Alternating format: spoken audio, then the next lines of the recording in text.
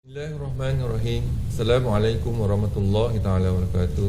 Salam sejahtera dan selamat petang kepada rakan-rakan media. Berdiri bersama dengan saya adalah Datuk Dr. Waizat, Dr. Nur Hayati Rusli, Datuk Dr. Chong Ki Kiong dan Dr. Hisham Shah. Kementerian Kesihatan Malaysia ingin memaklumkan bahawa terdapat 121 kes yang telah pulih dan dibenarkan discharge pada hari ini. Ini menjadikan jumlah kumulatif kes yang telah pulih sepenuhnya daripada jangkitan COVID-19 dan telah discharge pada ward adalah sebanyak 3,663 kes, iaitu bersamaan dengan 64.4% daripada jumlah keseluruhan kes. Bilangan kes yang discharge hari ini adalah melebihi bilangan kes baru yang dilaporkan. Sehingga 24 April 2020 jam 12 tengah hari, terdapat 88 kes baru yang telah dilaporkan. Ini menjadikan jumlah kes positif COVID-19 di Malaysia adalah sebanyak 5,691 kes. Oleh itu, jumlah kes aktif dengan kebolehjangkitan COVID-19 adalah 1,932 kes dan mereka telah diasingkan dan diberi rawatan. Daripada jumlah 88 kes baru yang dilaporkan, 13 adalah kes import daripada warga negara Malaysia yang pulang dari luar negara dan 75 adalah kes penularan tempatan. Sehingga kini seramai 41 kes positif COVID-19 sedang dirawat di unit rawatan rapi dan daripada jumlah tersebut 18 kes memerlukan bantuan pernafasan. Daripada maklumat terkini yang dilaporkan kepada CPRC Kebangsaan, duka cita dimaklumkan bahawa terdapat pertambahan 1 kes kematian berkaitan dengan COVID-19. Justru jumlah kumulatif kes kematian COVID-19 di Malaysia adalah sebanyak 96 kes, iaitu bersamaan dengan 1.69% daripada jumlah keseluruhan kes. Kes kematian ke-96 iaitu kes 2,978 merupakan lelaki warga negara Malaysia berumur 61 tahun dan mempunyai latar belakang penyakit kencing manis, darah tinggi dan penyakit buah pinggang.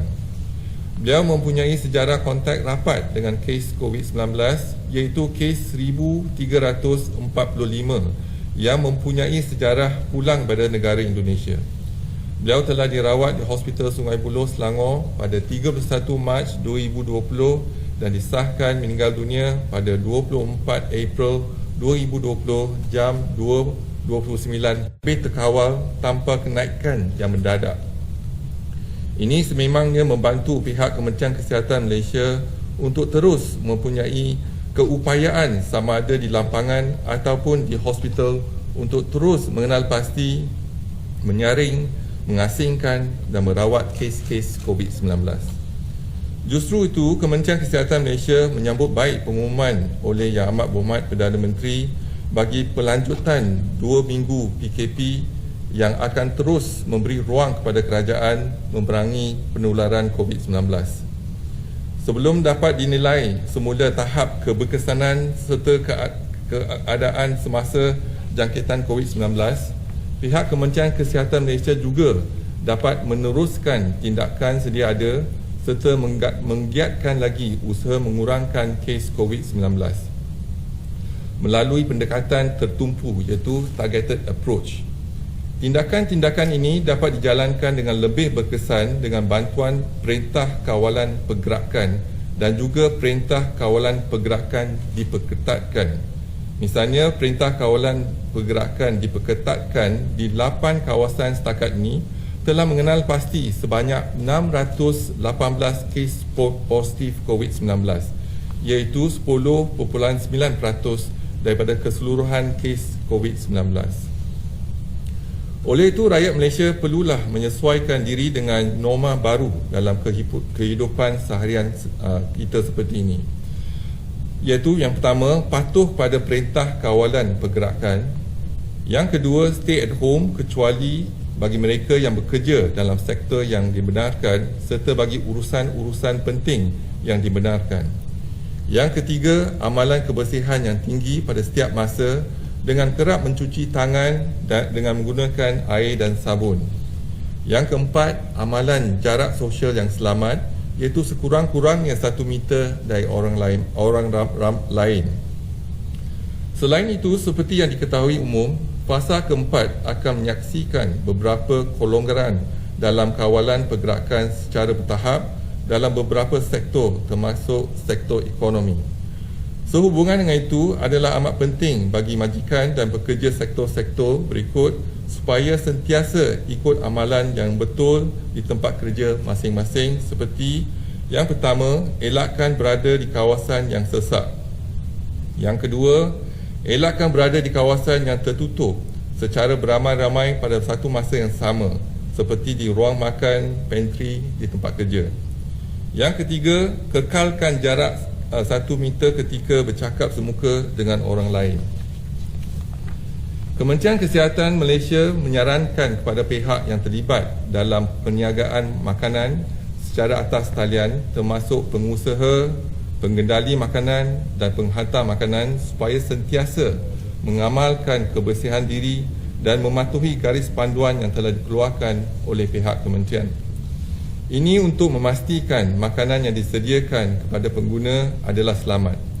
Selain itu, mereka juga dinasihatkan untuk sentiasa mengamalkan jarak sosial yang selamat semasa penghantaran makanan. Pada tahun 2019, terdapat sebanyak 516 kejadian keracunan makanan yang melibatkan 16,583 kes berpunca daripada pengendalian makanan yang tidak bersih dan selamat. Daripada jumlah keseluruhan tersebut, sebanyak 34 kejadian keracunan makanan telah berlaku pada bulan Ramadan 2019 yang melibatkan 1,032 kes. Sehubungan dengan itu, orang ramai hendaklah sentiasa memastikan keselamatan makanan semasa membeli ataupun menyediakan makanan untuk diri dan ahli keluarga. Kementerian Kesihatan akan terus memantau perkembangan kejadian COVID-19 melalui segala maklumat yang diperolehi dan akan dimaklumkan kepada rakyat daripada masa ke semasa.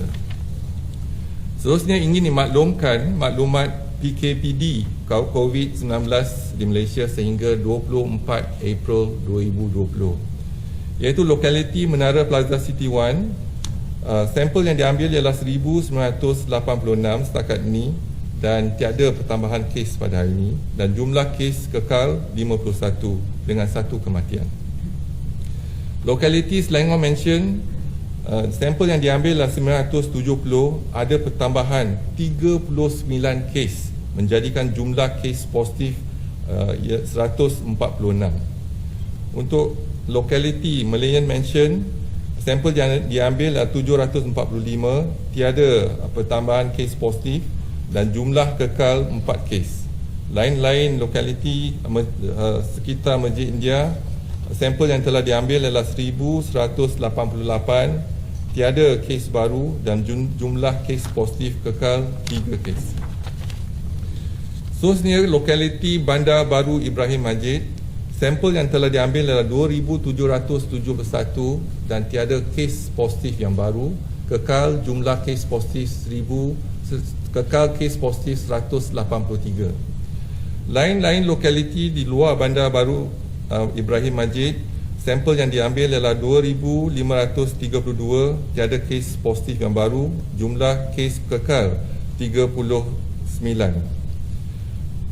Lokaliti Kampung Sungai Lui, sampel diambil ialah 518, ada pertambahan 15 kes positif menjadikan jumlah kes positif 156. Pusat Bandar Utara dan sekitar Pasar Borong Kuala Lumpur, sampel yang telah diambil ialah 11,246, ada pertambahan 8 kes, iaitu menjadikan jumlah kes positif ialah 36 dan melibatkan 1 kematian. Seterusnya ingin dimaklumkan iaitu kluster perhimpunan di Masjid Sri Petaling. Bilangan kes yang diperiksa ialah 30,624. Bilangan sampel diambil ialah 29,183. Bilangan kes yang positif ialah 2,075 kes yang melibatkan 5 generasi. Seterusnya dimaklumkan daripada 214 madrasah yang telah dikenal pasti untuk pelajar dan juga guru di madrasah tersebut, dikenal pasti 13,925 individu, dan saringan telah dilaksanakan dan ujian diambil dan sampel telah diambil untuk 5,691 dan kes positif ialah 3,333, iaitu bersamaan dengan 5.9%. Seterusnya melihat kepada laporan kluster COVID-19 yang aktif di Malaysia, iaitu yang pertama, Madrasah Sungai Lui ada pertambahan 15 kes baru, menjadikan jumlah kluster tersebut ialah 153. Yang kedua, kluster pesantren, iaitu ada pertambahan 8 kes, menjadikan jumlah kes 88. Yang seterusnya, kluster Sendayan ada pertambahan 1 kes, menjadikan jumlah 80 kes. Dan kluster PUI Bali di Kuantan ada pertambahan 1 kes, menjadikan jumlah 41 kes. Kluster Madrasah Air Mebau di Jasin ada pertambahan 1 kes, menjadikan jumlah 40 kes. Dan kluster petugas kesihatan di Sabah ada tambahan 1 kes, menjadikan jumlah 33 kes. Dan kluster Hospital Muar juga ada 1 pertambahan, menjadikan jumlah 23 kes. Kluster yang lain tiada pertambahan setakat ini, dan saya buka kepada pertanyaan kalau ada apa-apa soalan, silakan.